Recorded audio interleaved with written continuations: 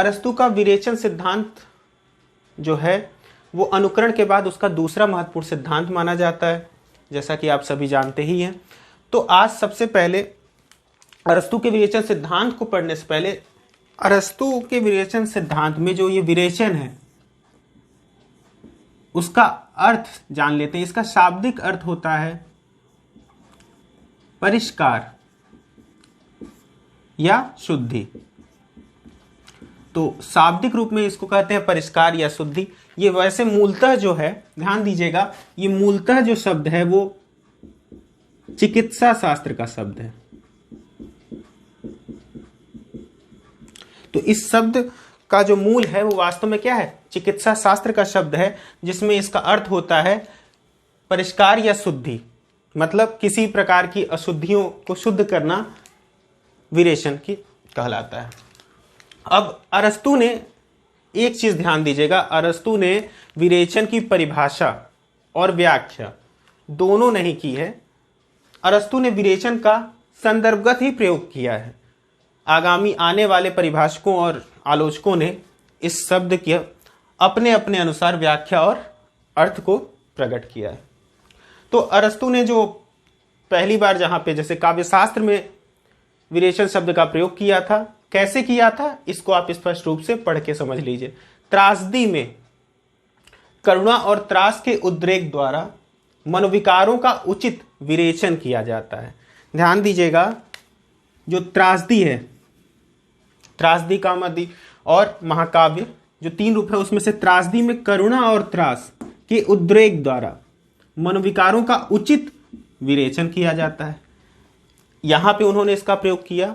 दूसरा, उन्होंने राजनीति शास्त्र नामक ग्रंथ में कहा करुणा और त्रास से आविष्ट व्यक्तियों के अतिरिक्त मनोविकारों का विरेचन और शमन किया जाता है।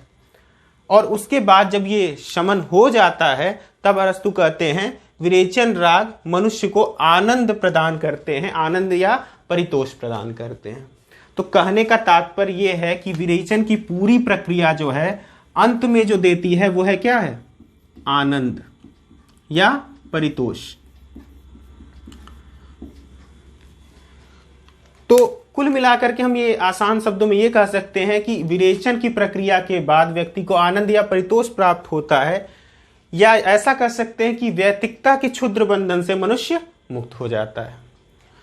तो अब ध्यान दीजिएगा, अब इसमें एक छोटी सी बात समझ लीजिए कि अगर आपसे पूछ दे काव्यशास्त्र में विरेचन का जो अरस्तु ने प्रयोग किया है वो किस अध्याय में किया है, तो जैसा कि पिछली कक्षा में मैंने बताया था, त्रासदी का जो पूरा उन्होंने चर्चा की है वो 6 से लेके 19वें अध्याय तक में की थी काव्यशास्त्र के, जो कुल 14 अध्याय थे। तो विरेचन का प्रयोग अरस्तु ने 6वें अध्याय में किया है।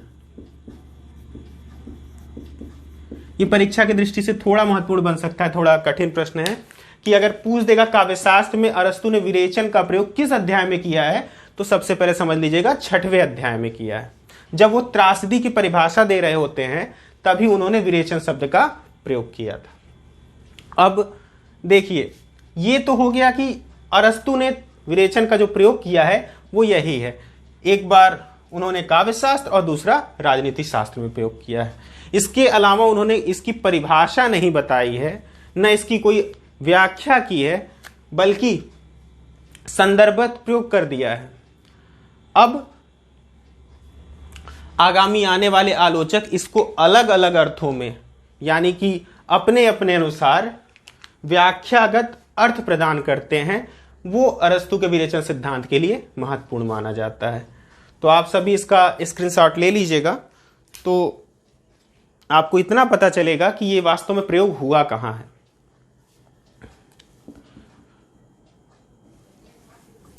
देखिए, अब अरस्तु का जो विरेचन सिद्धांत है उसका जो व्याख्यागत अर्थ बनाया गया है वो 4 प्रकार से निर्धारित मुख्यतः किया जाता है, और उसी के आधार पर उसके 4 प्रमुख व्याख्याता माने जाते हैं, जो कि आपका परीक्षा की दृष्टि से महत्वपूर्ण है।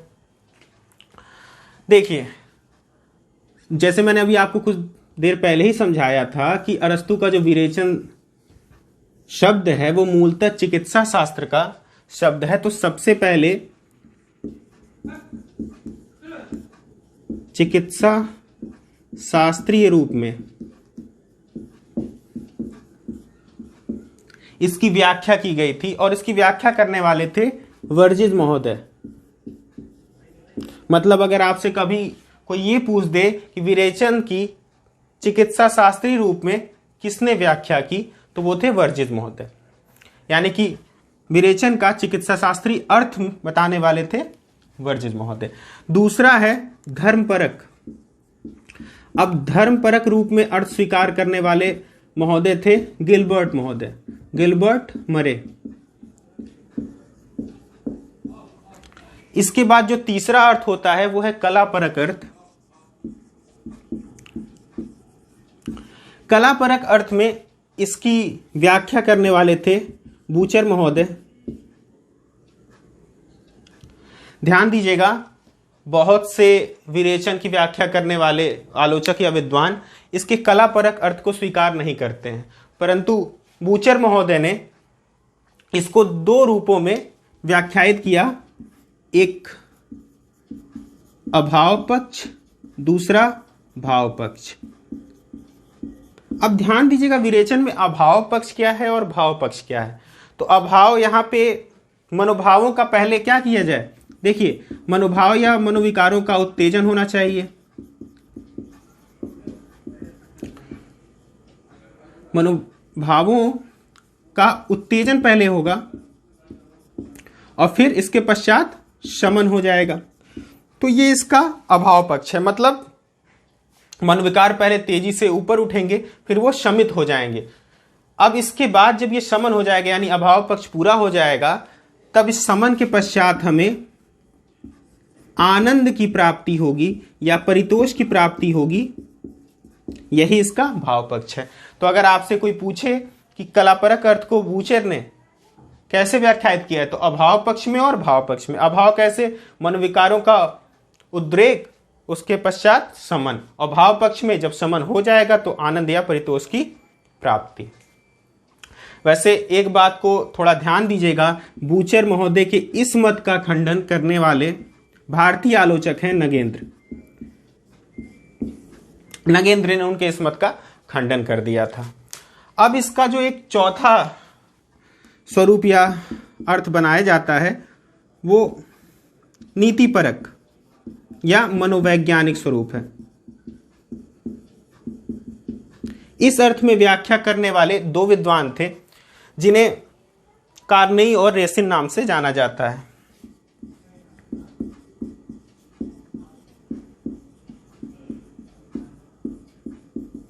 कार्नेई और रेसिन। तो एक बार और अच्छे समझ लीजिए कि विरेचन का अलग अलग अर्थों में व्याख्या करने वाले प्रमुख व्याख्याकार कौन कौन से हैं। पहला, चिकित्सा शास्त्रीय स्वरूप में अर्थ प्रदान करने वाले थे वर्जिज महोदय। धर्मपरक रूप में अर्थ प्रदान करने वाले थे गिलबर्ट महोदय। कलापरक अर्थ में बताने वाले थे डॉक्टर बूचर, जिन्होंने इसको अभाव पक्ष और भाव पक्ष में विभाजित करके ये बताया कि अभाव पक्ष में मनोविकारों का उत्तेजन, तत्पश्चात शमन होता है। इसके बाद जो भाव पक्ष होता है, शमन के पश्चात उसमें आनंद और परितोष की प्राप्ति होती है। जहां तक कि अरस्तु ने स्वयं कहा है, राजनीति शास्त्रीय परिभाषा जब आपको बता रहे थे तो उसमें कहा गया है कि विरेचन, उचित विरेचन होने के पश्चात क्या प्राप्त होता है, आनंद या परितोष। अब चौथा जो अर्थ है नीतिपरक या मनोवैज्ञानिक, इस स्वरूप में बताने वाले कार्नेई और रेसिन नामक विद्वान थे। तो ये आपके लिए जो चार अर्थ हैं यही सबसे इंपॉर्टेंट बनते हैं।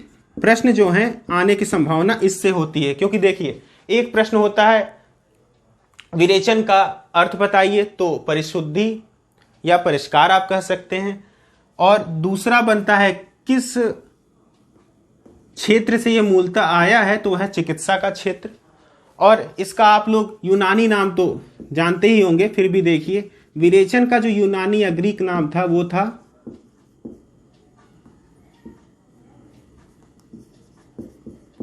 कैथारसिस।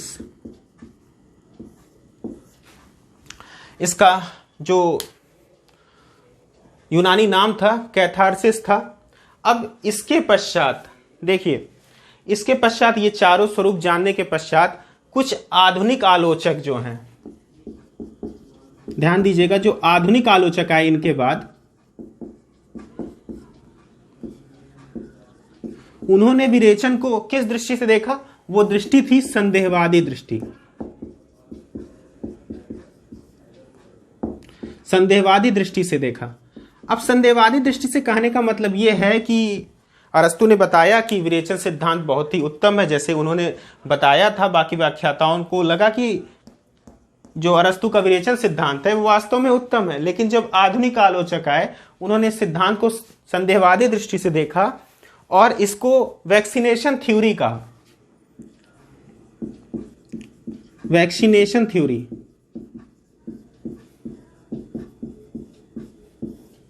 आप इसको हिंदी में कह सकते हैं टीके का सिद्धांत। तो ये बड़ा अच्छा सा टॉपिक है, टीके का सिद्धांत। तो अगर आपसे कभी प्रश्न बन जाए या कोई पूछ दे तो आप आसानी से बता सकते हैं कि आधुनिक आलोचकों ने टीके का सिद्धांत किसको माना है। तो वास्तव में अरस्तु के विरेचन सिद्धांत को आधुनिक आलोचक वैक्सीनेशन थ्योरी या टीके का सिद्धांत मानते हैं। अब ये वास्तव में कैसी दृष्टि है? तो आप आराम से बता सकते हैं कि ये संदेहवादी दृष्टि। अब संदेह किस बात का? जिस प्रकार जो वैक्सीनेशन होता है वो आपको ठीक तो करता है लेकिन आनंद नहीं प्रदान करता, इन्होंने इस अर्थ में लिया। लेकिन अरस्तु का जो विरेचन सिद्धांत है वो आपको ठीक भी करता है और अंत में आनंद भी प्रदान करता है। अब इतनी बातों के बाद अब इसका विरेचन सिद्धांत जो है ये किस किस सिद्धांतों या मतों से साम्य रखता है वो समझने वाली बात है। देखिए, विरेचन सिद्धांत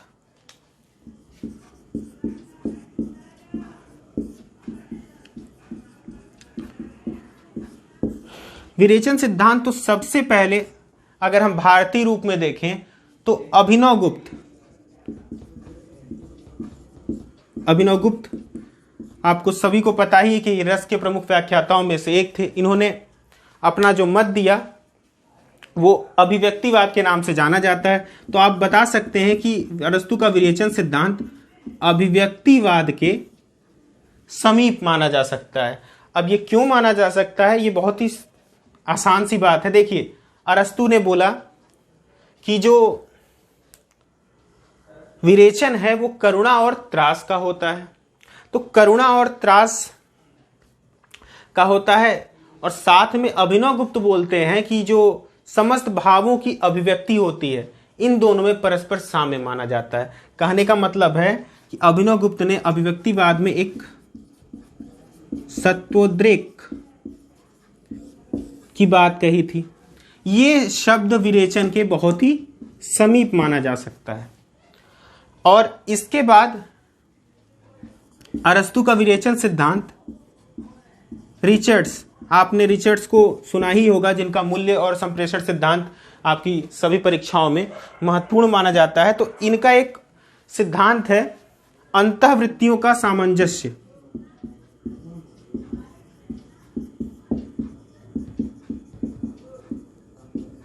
अंतःवृत्तियों के सामंजस्य सिद्धांत के करीब माना जाता है अरस्तु का विरेचन सिद्धांत।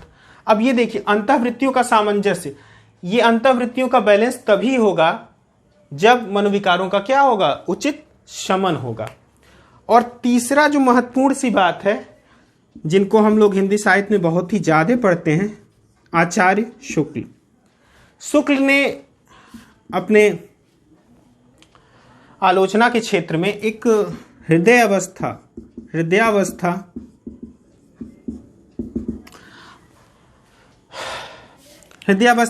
आप न कह के हृदय की मुक्तावस्था की बात कही थी।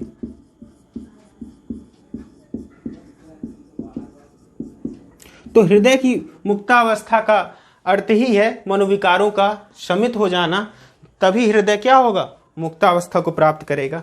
तो एक चीज ध्यान दीजिएगा, अरस्तु का विरेचन सिद्धांत अभिनव गुप्त की अभिव्यक्ति या सत्वोद्रेक के समीप है, रिचर्ड्स के अंतःवृत्तियों के सामंजस्य सिद्धांत के समीप है, और अंत में आचार्य शुक्ल की हृदय की मुक्तावस्था के भी समीप है।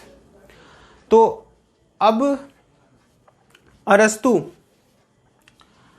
और अभिनव गुप्त ध्यान दीजिएगा, अभिनवगुप्त जो है, अभिनवगुप्त की परिभाषा है कि काव्यास्वादन या रसास्वादन का जो मूल है वो वासनाओं के अभिव्यक्ति की प्रक्रिया से पूर्ति पाता है।